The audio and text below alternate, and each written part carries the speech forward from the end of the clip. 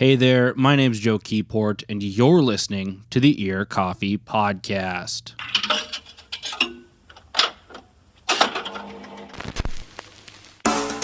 This week, I talked to Logan from the band Gash. After a few years of silence, Gash is back with their new album Leftern, being some of the heaviest music to date for the band. Leftern is a noisy dive into the punk genre. Logan and I talked about the band's beginnings, recording at the Masonic Temple in Eau Claire, Wisconsin, and some goals as they come out of the pandemic. It's Gash, right here on the Ear Coffee Podcast. Logan, how's it going? Great. Well, I'm glad. It's a nice Saturday. It's one of the first times I think we've had Saturday interviews in a while, because we always do them like during the weekday, unfortunately, because we can't see people in person. But unfortunately, you're not from the Minneapolis area, so we wouldn't have been able to meet in person anyway. Close, yeah. And there's someone, and you're definitely someone I've like kind of 5 degrees of Kevin Bacon with, essentially, because you're friends with, or you know, Jeremy Warden, who's in Double Grave, and love Jeremy. Yeah. So, as we jump into it, I always like to learn kind of how people. Well, no, sorry, I have a new question. I'm starting with. Oh shit. Trying this out. It's essentially, Logan, when people find out you play in a band, or like your relative finds out you play in a band, they always go, "Oh, what kind of music do you play?" What's your like short pitch to like answer their question without trying to, you know, get too deep into it, where they just kind of blankly stare at you, like, "Okay, cool." So how do you describe Gash to people when they go, "Oh, you play in a band? That's sick"? I literally just say it's rock music. Simple. I don't want to get too crazy with it, because I don't know if there's like a lot of things I could say, I guess, but ultimately I could just be summed down to I play music. And everyone's usually like, "Oh shit!" Yeah.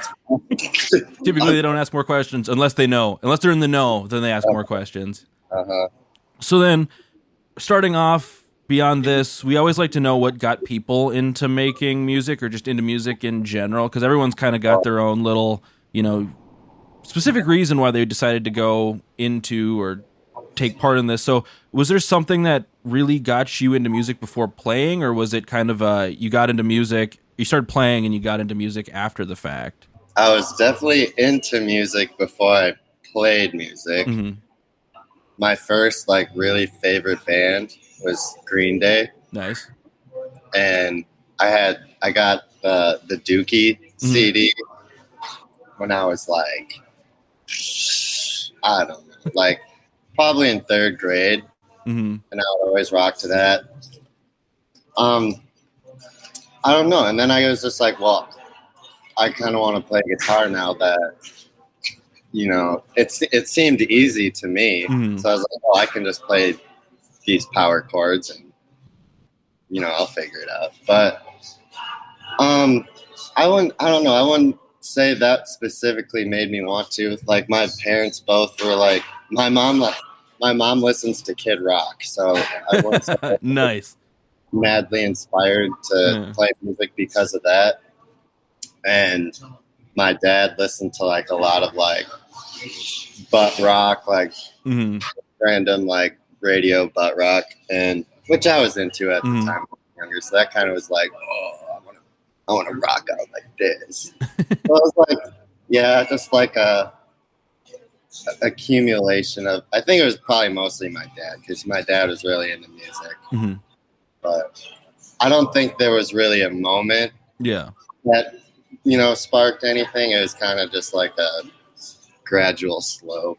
Did you start, when did you pick up a guitar and start playing music? Were you writing right as you started playing, or was it just kind of like... I had no idea what I was doing for like 2 years probably. I just had like an acoustic guitar, and my mom was like, "We're going to get you an acoustic guitar, and you're going to take acoustic guitar lessons, and then we'll get you an electric guitar, and you can learn." I was like, okay. And so she tried getting me to like learn. I got guitar lessons from this guy who taught like classical guitar, and I really wasn't vibing with that at all. So I kind of went for like a month and then stopped, and then just kind of taught myself how to do it. Yeah. I like that bit. They're just like, we'll start you with a classical guitar because you know that, or an acoustic guitar, because then you can graduate up to the electric guitar. And I just have a very real memory of myself like tuning my like shitty like dollar store acoustic to like drop like D or like B standard to try and play like all of the metal riffs like I was like listening to growing up. You're like, this sounds like muddy garbage, but at least it's close. Yeah, but definitely did that for like a couple of years. And then moving forward, when did Gash form for you? I guess I lived in Oakland like 5 years ago. That's kind of when I came up with the name Gash and started like making stupid demos on GarageBand and stuff.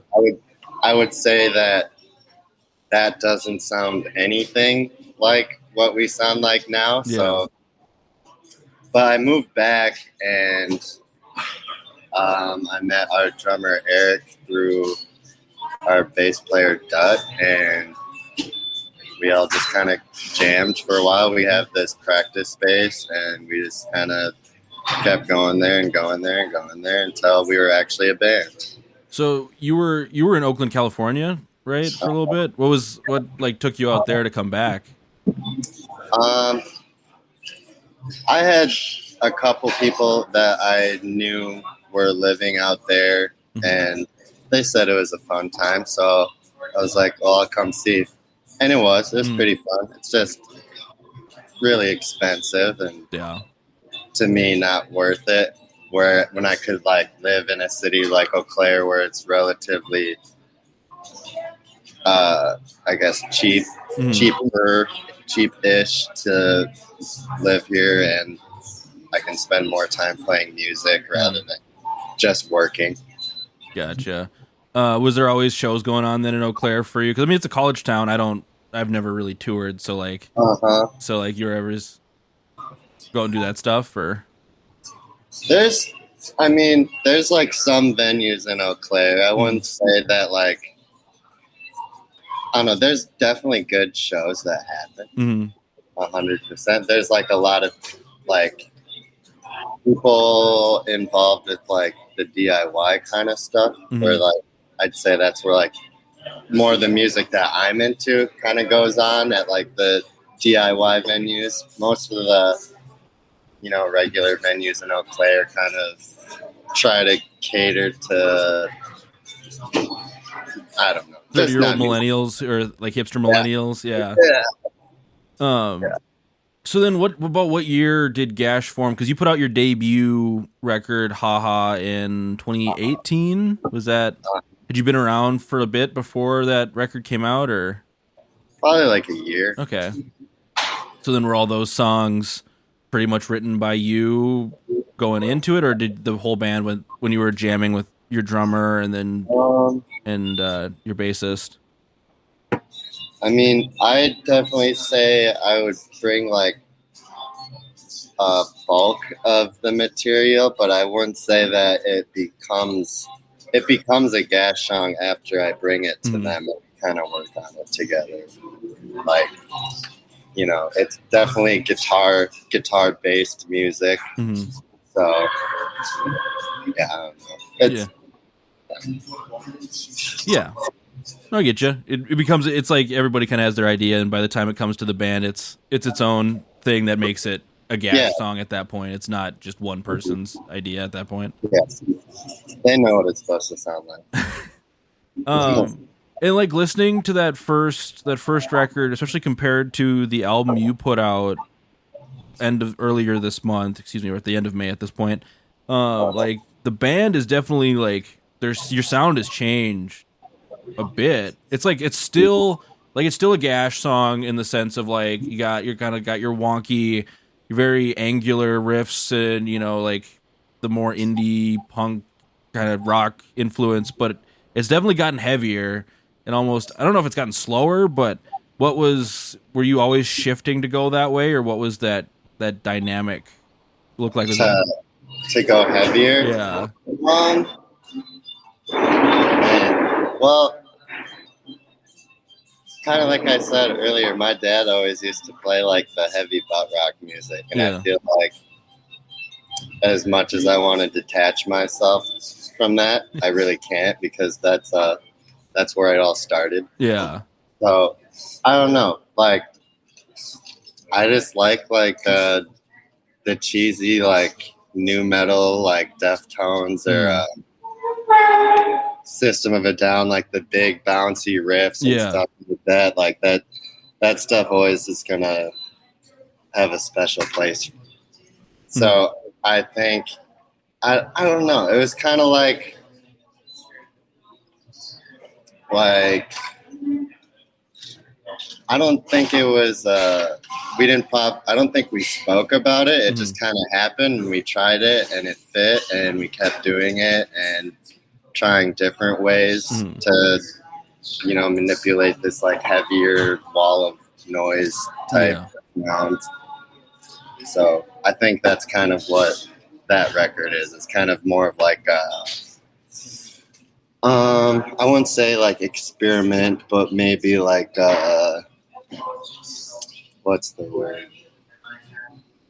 Kind of a transitional piece, I guess. Oh, okay. So I know you mentioned we'll get to that a little bit, but you're already working on some newer tunes. So we expect to hear kind of a different. Well, we can talk about that a little bit.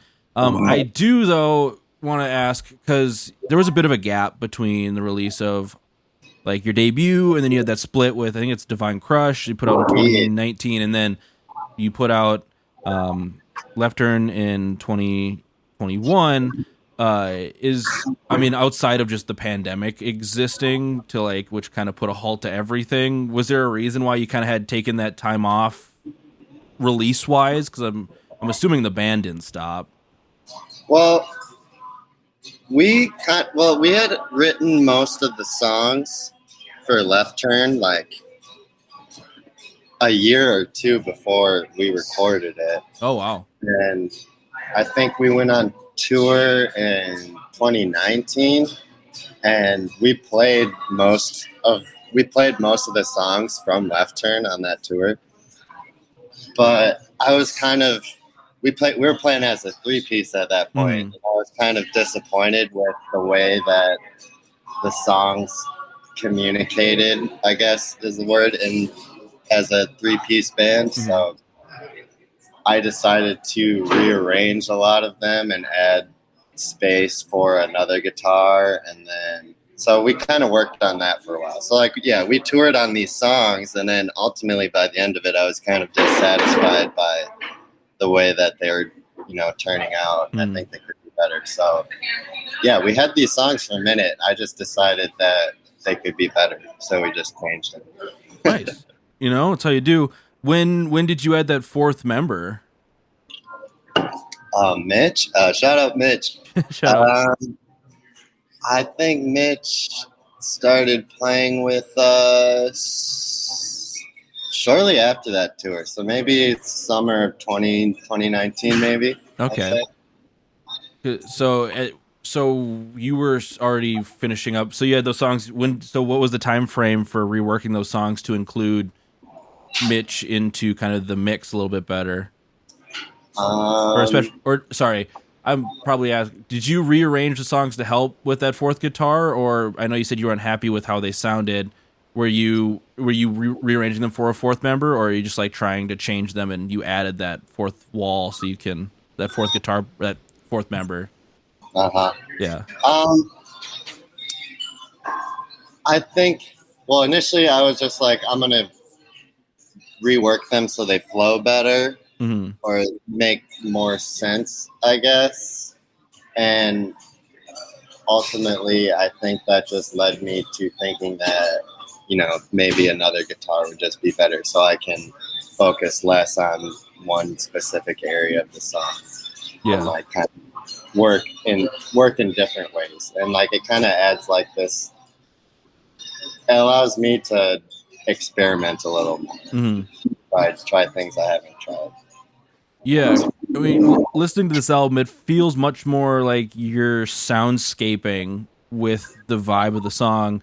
Like My Head Hurts is like you're essentially trying to put a migraine into like sonic form, which you do really well. Like as someone who's had migraines myself, like it's it's like you're off kilter, you're not fully there. There's other things going on. Like was that soundscaping kind of a goal for the band or for you as a songwriter, or just kind of is what came out of it as you started to experiment more with additional people? Yeah, I think like the soundscape, like sound collage type thing is cool. I like the idea of having the song structured, but the parts that we play aren't necessarily structured, if that makes sense. Okay. Like a time frame, there's like an A and a B, and then the in between is kind of like a gray area. Like I don't know what, but I know we end up here. I mean, the record does feel very jammy in that sense. There's set parts, but getting there is going to see where that like the sonic kind of nod, as I call it, where everybody just kind of locks in or cosmic nod. There we go. That was the phrase I'm looking for. Where everybody kind of locks in together and follows the trail. Mm-hmm. Was that were you working on that? You said you had a lot of those A's and B's, and then how you got there was going to be determined by the band. When working in the studio on this record, did you feel, or excuse me, not that you feel, was that how you recorded this record, or was it like you had those parts more figured out for specifically the production side of the songs? We played all of the songs on the record live. Okay.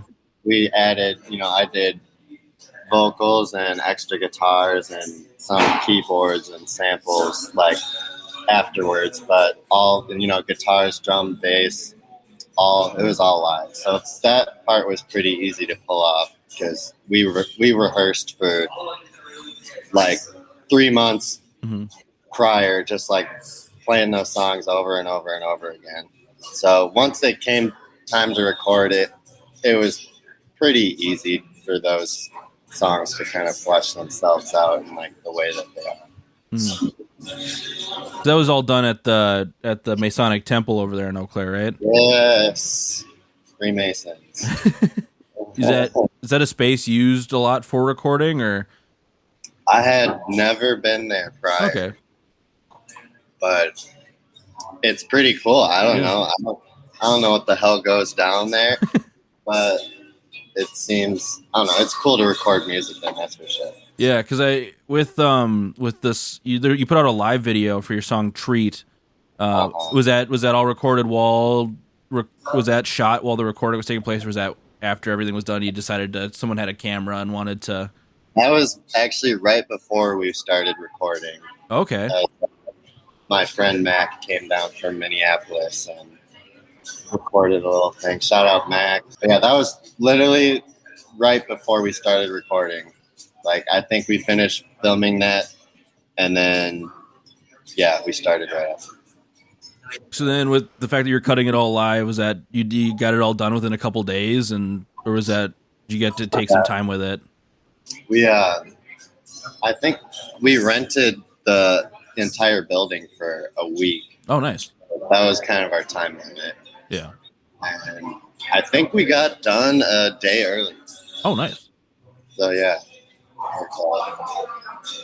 I do wonder, going back to the record itself, kind of moving away from the production side of it, with like songs like My Head Hurts, and then I was reading with your post-trash premiere for The Life of Dan, being like at least titled after a roommate you all had or something. How autobiographical is this record? That's a good question. Or at least how much of the record comes from like real life moments, I should say, because it's not like at times listening through it, it almost seems like a lot of the lyrics become another texture into the song itself. So it's not like it's a singer-songwriter. I'm going to sing about, I don't know, something going on, but. I mean, I don't want to give too much away now. I like. I'm gonna have to figure out how to word this really quick. So, you say texture, like the textures of the songs. I like the not really like the sound of the vocals, but like the lyrics to add like a textural side. So I mean, I don't know, autobiographical is kind of a strange word to use, but I definitely try to exclusively pull things from my own personal experience that I think are kind of universal, I guess. But I also want them to have like, this texture, add this like, I don't know, descriptor of what the scenery is, I guess. That's kind of, the music kind of also implies that too. Yeah. But, yeah, I think that's my answer. Okay. I do want to ask about the song though, "Changing." That's the big one. That's the 7-minute track. What was? Did you go into that song like wanting to write a big kind of, not an opus, but like that a bigger, longer track? Because looking through your catalog, I always notice there's going to be one song that's at least double, or not, like 1.5 minute or 1.5 times longer than the rest of the stuff on the release. Yeah, that's true. Yeah, I mean, I think that was ultimately us kind of letting our jamminess out, because Sonic Youth does that sometimes too, where it's just like 3 minutes of kind of like nonsense, ominous, drony, weird stuff. But yes, like our older song Red Hat, we kind of do that, where it's like, I think it's just like 2 chords over and over for like 3 minutes. But I didn't really, in my head, I wasn't like, I'm about to write my magnum opus. I don't think I was necessarily thinking that, but I was thinking like, well, I think that was one of the last songs we had written, and I was kind of like, okay, so all of these songs together kind of like have this, X sound. And I was like, so, well, how would I take that to its logical extremes? So I think that was more the mindset, kind of like, how stupid can I make it, or how ridiculous can I make this? And I don't know. I think I do like that song a lot. It's a good song. It's a good song. Yeah, I didn't think too hard in it. No, but like, definitely looking at the track list and seeing that, I think what is it, like 7 or 9 minutes or something? It's like 7:30.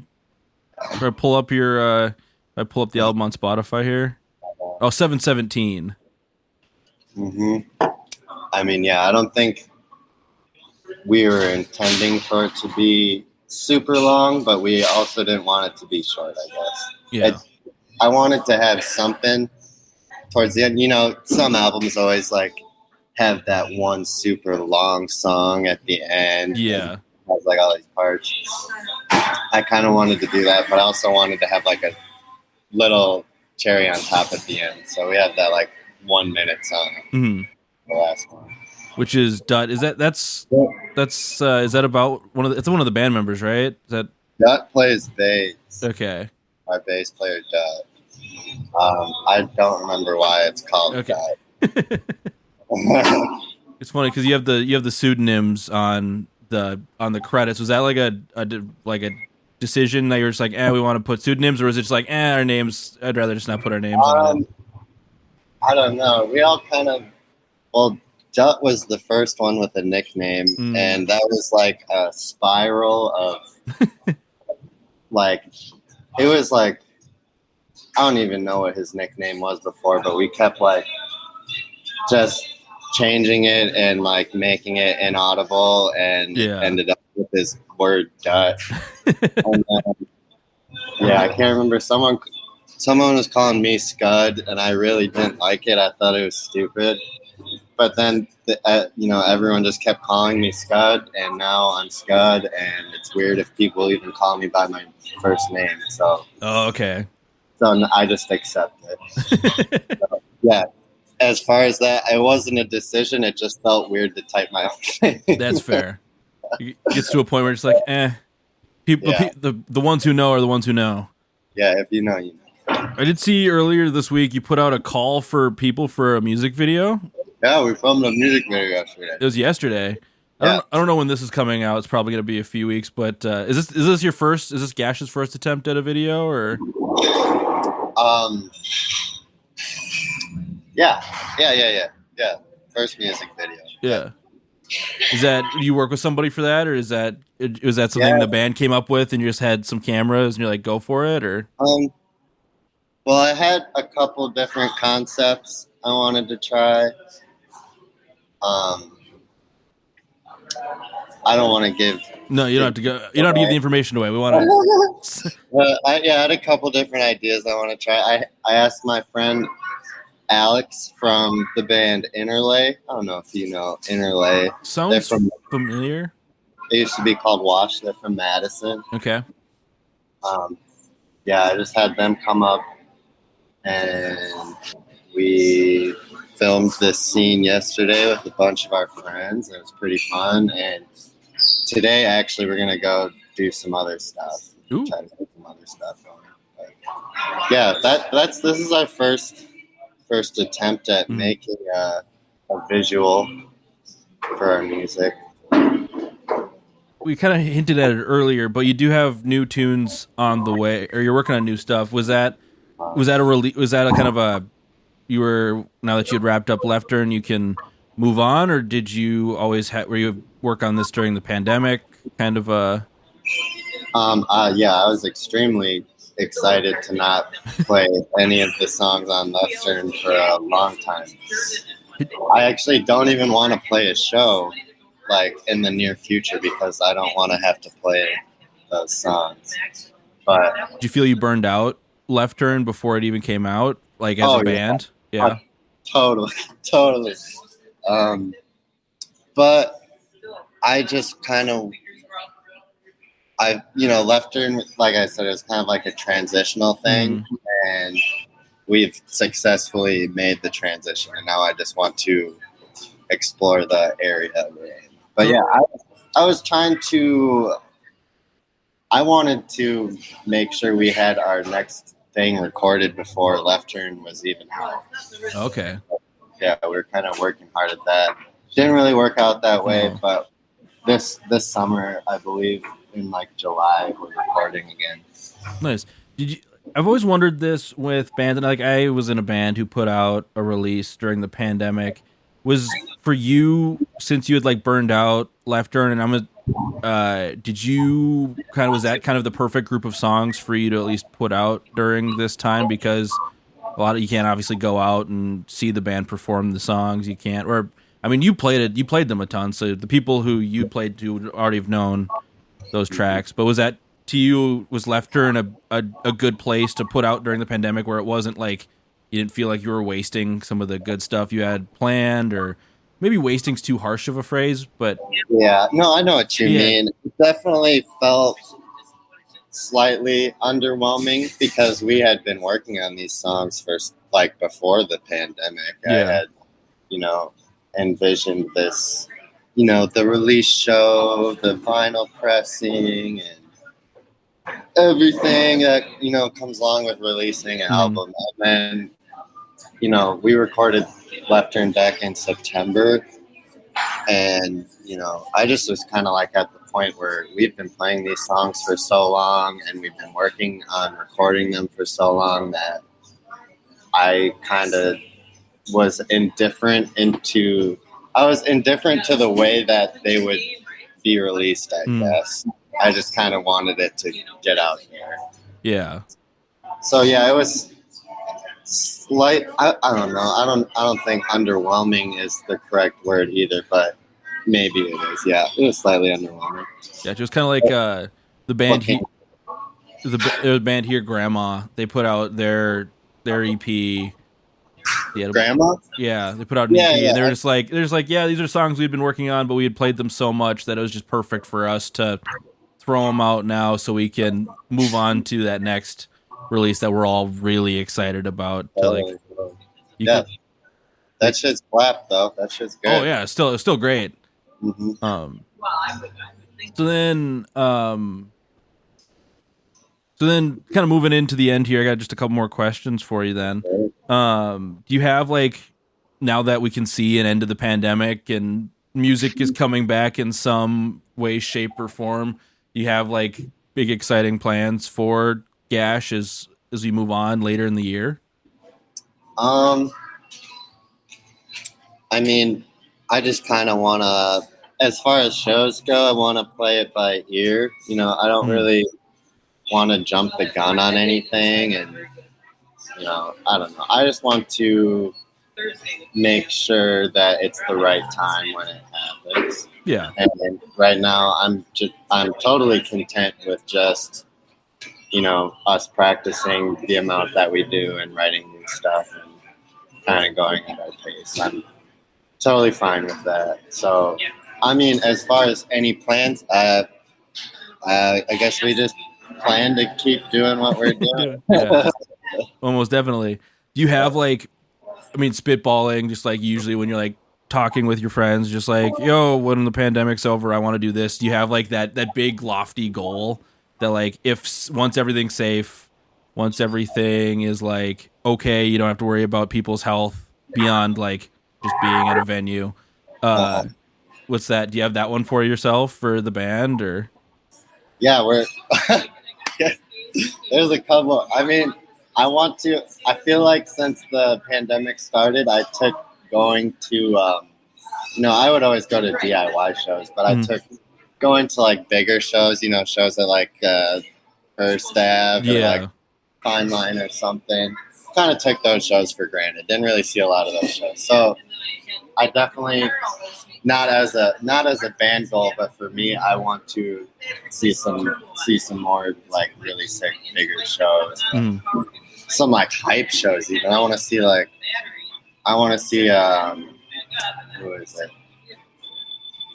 I want to see Travis Scott super bad. Like that would be like after the pandemic. I feel like that's just something I need.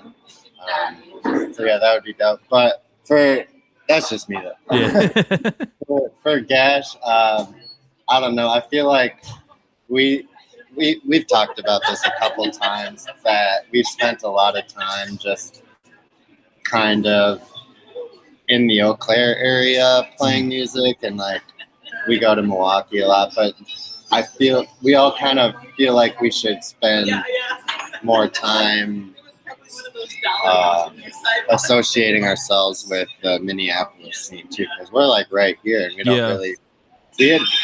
I think we've only played like 3 or 4 shows in Minneapolis, and you know, I feel like we could. You know, we've met a lot of cool people from playing those shows, and I don't know. I just feel like I want Gash to be a little more associated with the Minneapolis area rather than just the Eau Claire area. Take Gash worldwide. Yeah, take it international. But yeah, we're trying to play that Black Midi show. I think it's at 7th Street. Yes. I don't know. But I don't know if someone's listening and has the means. Hit me up. We'll try to use our ear coffee connections. Well, finally here, where can like people connect with Gash online? Where can you find social media? Where can you find music, stuff like that? Well, actually, during the pandemic, I deleted my Facebook because it was pissing me off, and so I had the Gash Facebook under my Facebook, and I think when I deleted my Facebook, the Gash page might have gone missing. I don't know. I haven't looked, but I think someone told me that. So we're not on Facebook. Don't fuck Facebook. We're on Instagram at Gash_1312. Yeah, we performative cop hate, whatever. Yeah, that's where you can find us. I used to post funny stuff, but now I feel like we dropped a serious album, so we have to be kind of serious on Instagram. So we're going to be serious for a little bit longer. Probably not post that much. But yeah, you can find us in there. I used to use Twitter, And I think my tweets are pretty funny, but yeah, we're on the serious thing right now, so we're not using Twitter, just on Instagram. I don't know, I see a lot of bands are like doing the TikTok thing, and like, man, I don't know if I could do all that. We're just chilling on Instagram. That's all you need. I know National Park Service, the band I'm in, was talking about like we have a TikTok. We're like none of us are like cutesy DIY people, like indie people. So we're like, no one wants to see just a bunch of dudes talking about like their Arcade Fire adjacent music. Like, yeah, making like the cute videos. Like, if you like this song, listen to my band. Yeah, I couldn't do that. I don't have enough self-confidence to tell the internet to do things like that. You got merch and stuff available as well on Bandcamp, or is there a better way people can purchase merch from y'all? Yeah, we do have merch. I was actually thinking about posting the rest of our merch on Bandcamp. I've never posted our merch on Bandcamp just because I found that it's easier to just like go through like Instagram messaging, going through people you know, or like whatever. I just like it easy more that way. But yeah, we have stickers and T-shirts and tapes, and we're getting cassette tapes made of Leftern within like the next month or two. So all that will be, I'll put that on Bandcamp within like the next month or two. Perfect.